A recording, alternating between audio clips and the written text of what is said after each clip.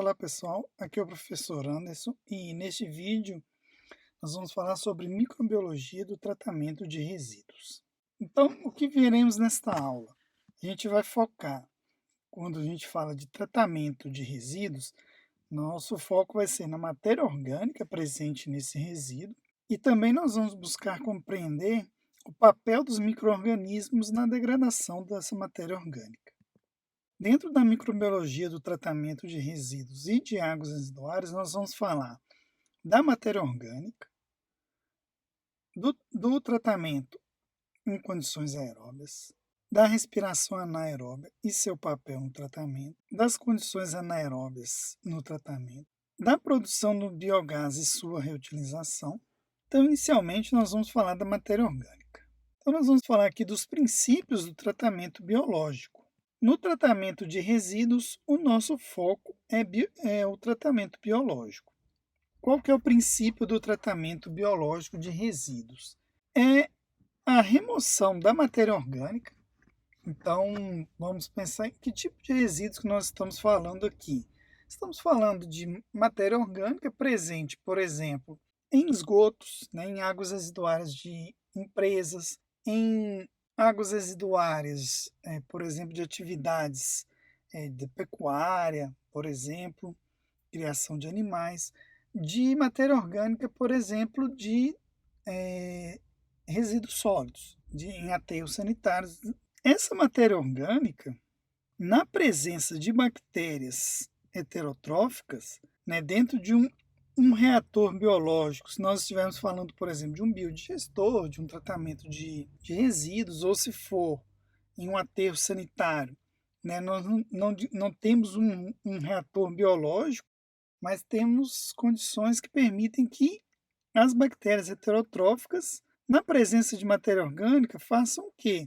Usem essa matéria orgânica como fonte de energia e de carbono, e como consequência disso tem o quê? Produção de biomassa, isso é, o crescimento celular e produção de novas células.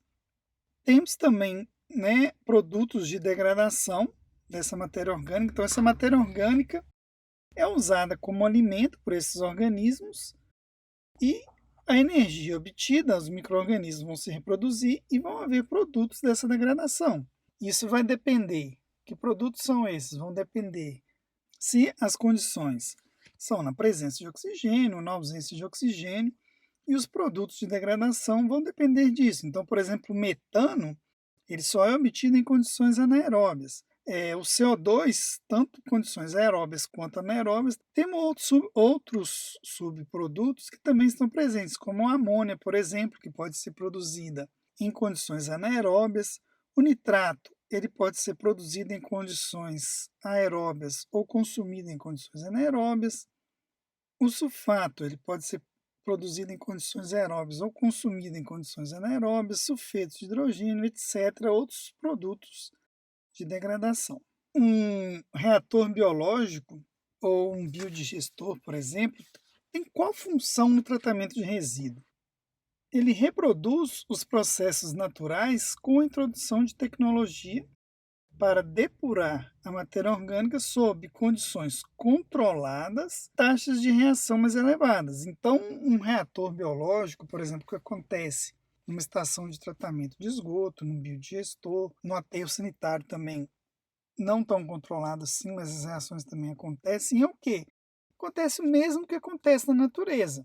Porém, em um biodigestor, em um reator biológico para o tratamento de resíduos, essas reações acontecem em uma velocidade muito mais rápida do que acontece na natureza. Nesses reatores vão acontecer o quê? Operações bioquímicas onde os micro-organismos eles vão utilizar a carga orgânica, a matéria orgânica, como fonte de carbono e ou de energia, convertendo essa matéria orgânica em biomassa. Novas células, metano, CO2 e outros produtos de degradação. Então, como se dá a assimilação dessa matéria orgânica? Muitas vezes a matéria orgânica presente ela é composta de moléculas que estão em suspensão. Esse exemplo aqui é de esgotos, mas isso vale também para um biodigestor, para um aterro sanitário. Nós temos a matéria orgânica presente em várias formas, de várias substâncias diferentes, que são substâncias orgânicas. Muitas vezes são substâncias complexas, onde os micro-organismos vão ter que fazer o quê? Eles vão secretar exoenzimas. Lembram lá do nosso estudo de caso do Elvis? Lá a gente falou de exoenzimas lá, que os micro-organismos secretam essas enzimas para fora da célula, por isso ela chama exoenzima.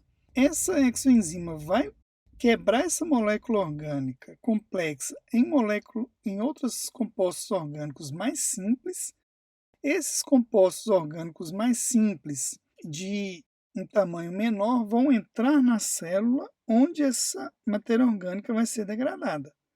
E essa matéria orgânica, tanto mais complexa, vai ser quebrada, ou também a matéria orgânica daquelas substâncias mais simples também vão entrar na célula e vão ser metabolizadas, né, pelos micro-organismos decompositores.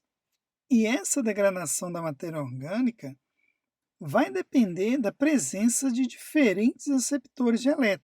Nós já falamos, né, na respiração aeróbica, na fermentação, de receptores de elétrons. Então, o principal receptor de elétrons aqui é o oxigênio. Então, o que define o receptor de elétrons vai ser a presença ou ausência do oxigênio. Na presença de oxigênio, nós temos condições aeróbias e a matéria orgânica ela vai ser oxidada a CO2 e água pela respiração aeróbia.